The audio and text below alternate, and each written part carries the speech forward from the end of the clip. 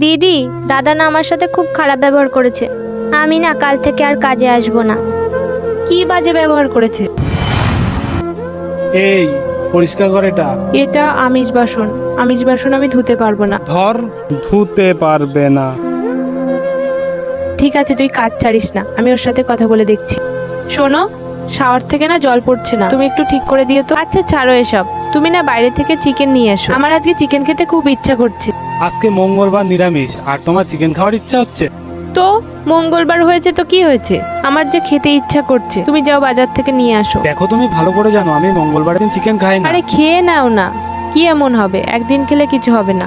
তুমি পাগল টাগল হয়ে গেছো নাকি? তুমি ধর্মকষ্ট করাবে? আচ্ছা, এখন তোমার ধর্মভ্রষ্ট হচ্ছে।